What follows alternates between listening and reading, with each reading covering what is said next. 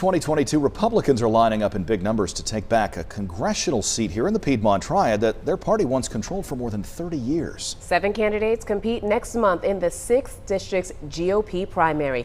It represents all of Guilford, Rockingham, most of Caswell County, and parts of Forsyth. WXI 12's Bill O'Neill gives us an overview of the candidates hoping to unseat the incumbent, Kathy Manning. The latest map doesn't help Republicans in this race. This is considered a safe seat for Democrats. But that hasn't scared off a crowded field of candidates hoping to take on incumbent Kathy Manning next fall. Lee Haywood's back for a second chance to take on incumbent Kathy Manning. He's a businessman campaigning on less government. This pandemic is a perfect example. I mean, having to have vaccination cards to enter certain places. Now, I know it's easing up now, but that's a perfect example of government overreach. Laura Picardo's back for another chance as well to represent the GOP in the 6th District. She lost the last primary to Haywood. She works for Hanesbrand. What do you think is the most attractive part of your campaign for voters in that district? I am very open-minded. I am very talkative. So if anybody wants to have a conversation, I'm open to conversations. WXII 12 News interviewed 3 newcomers in this race. Jerry Austin is a retired Guilford County Sheriff's deputy. Your website says you want to spend more money on military and police, and I'm wondering, where would you get that money? That's a good question. I'd have to look at that.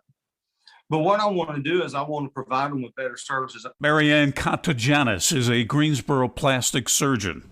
A number of states, including North Carolina, taking a look at getting rid of concealed carry permits on weapons. And I'm wondering your thoughts on that subject. You have to be approved by the Sheriff's Department. They do a background check on you and everything. So I'm against getting rid of concealed carry. Marvin Boguslawski is an engineer by training who now works in the healthcare industry.